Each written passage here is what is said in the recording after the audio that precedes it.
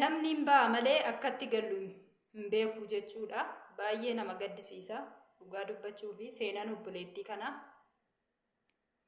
Nagaa hin daganne akkam jirtu nagaa keessanii ani nagaa kooti isinis lafa bakka jirtanitti nagaa guutuu akka qabdan abdii guddaan qabaan obboleettiin keessan Waaqayyo haa galatu nagaa kooti.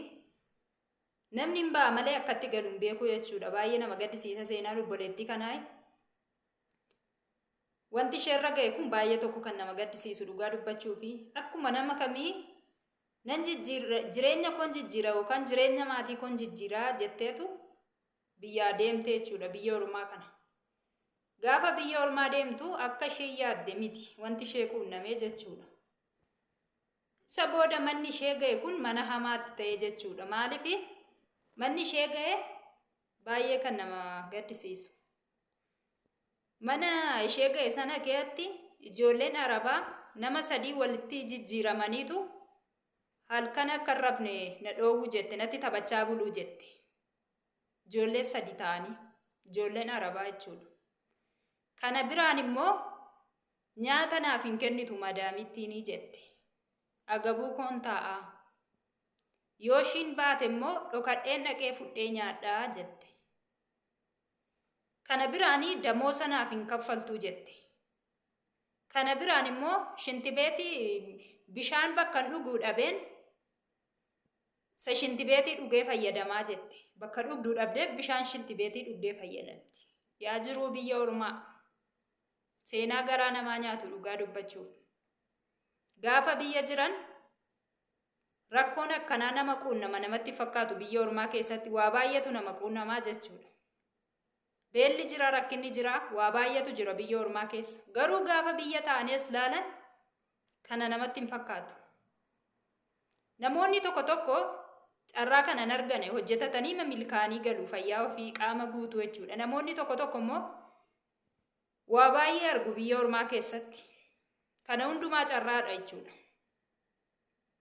Kanaaf kanatu ishee ga'e obboleettii kanaa jechuudha. Waa meeqan dararamti damooza malee ijoolleen mana madaamiitti taphatti nyaata qoonqoo ishii malee agabuu teessi bishaan immoo bishaan shintibeetii dhugdi jechuudha. Ijoolleen biyya ormaa waa baay'ee kana hundumaa dabarsu. Garuu kan namaa beeku hin jiru jechuudha. Beela kana hundumaa rakkina kana hundumaa nama gaddisiisa. Mucoon kuni sagalee naaf ta'a rakkadheeraa. Akkatti agabuu koon jira akkatti riiba malee bulaa jette yeroo viidiyoo waraabdee sagalee ishee ergitee miidiyaa irratti dhaggeeffadhu baay'ee tokko garaana nyaatte dhugaa akka namummaatti natti dhaga'ame. Otoo ana ta'e kan na jechisiisu jechuudha. Wanti ishee irra ga'e kun otoo ana ta'e kan jedhu baay'ee tokko natti ulfaate sagaleen ishee dhaggeeffadheen jechuudha. Ijoolleen keenya gaafa biyyaa ba'an silayyuu waa baay'ee yookaan du'ee yookaan jiraachuu yookaan jiraadhee of jijjiiree maatii koo jijjiiruudha. Kanaaf ijoolleen keenya gorsa isaaniif qabu gaafa rakkoon akka kanaa rakkoon humna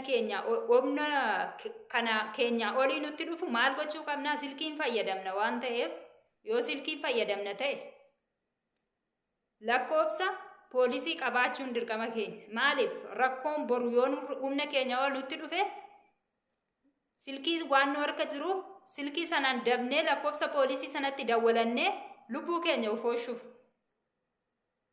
Dirqama keenya kun maaliif kana lamaan lakkoofsa silkii poolisii qabaachuu qabna bakka wanti sun humna keenya ol waan ta'eef dawwalannee lubbuu keenya oolchachuu yookaan mana sanaa dabnee baanee bannu karaa itti mana sanaa baanu barbaadu.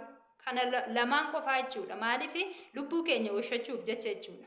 Kana lamaan gochuu qabdu jechuudha. Maaliif lubbuu ofii oolchachuuf jechuudha. Kanaaf poolisiitti dawwalatanii poolisiin sun yoo qabeellee biyya gashees waan gaariidha. Biyya ormaa keessatti lubbuu ofii dhabuu jechuun allaattiin biyya ormaa nama nyaachuu warra jechuudha. Poolisiin sun yookaan mana jijjiiruuf yookaan qabee biyya gashuu wayya. Yoo biirootti dawwalatan ijoolleen keenya biiroon taa'aa hojiin manaa baatan jedha malee furmaata laatuuf hin jiru mana jijjiiruuf hin jiru. Kanaaf ijoolleen keenya biyya ormaa keessatti dararaa hedduu arguu jechuudha. Kanaaf yeroo baay'ee ijoolleen keenya irra deddeebi'anii miidiyaa irratti hin dubbatu. Ijoollee keenyaaf sagalee hin ta'u. Hin dhufiina gara biyya Saudi Arabiyaa. Seerri biyyi sun bakka rakkoo baay'ee jira waan ta'eef jedhu. Ijoolleen keenya garuu kana hundumaa hin dhaga'an. Otuma dhaga'anii dhiisanii dhufuu jechuudha. Yeroo rakkoon amma kanaa immoo namarra gahu yeroo lammiin ofii miidhamu namatti dhaga'ama dhugaa dubbachuu. Bakka rakkoon biyya Saudi Arabiyaa san keessatti cimeera baay'ateera jechuudha. Kanaafuu ijoolleen keenya yoo itti manis hin dhaga'anii. Didanii dhufu jechuudha. Maaliif yeroo baay'een dubbatama rakkoon bakka biyya sana keessatti deddeebi'ee baay'ateera. Ijoolleen keenya biyya sana keessatti damoosa malee yeroo baay'ee waggaa baay'een hojjetu. Kan maraatan biyya sana keessatti, kan du'an biyya sana keessatti jechuudha. Kanaafuu nurraa cufamtus jechaa turanii garuu cufamuus hin dandeenye. Haa ta'u malee ijoolleen keenya utuma dhaga'anii didanii deemuu jechuudha. Haa ta'u malee rakkoon amma kana yeroo humna keenya olii nurra gahu waa lama kana godhachuu yookaan mana san keessa akkaataatti bannu barbaadu yookaan poolisiitti dawwalatanii furmaata argachuu. Kana malee baay'ee nama gaddisiisa dhugaa dubbachuufi. Egaa obboleettii kana kan mudate nama hin mudatiini. Obboleettiin kun sagalee naaf taana baasa jette. Obboleettii kanaaf sagalee taane amma lubbuu ishee amma jirutti mana sana keessaa baasuun dirqama namummaati. Maaliif sagalee naaf ta'a jettee dubbatte waan ta'eef.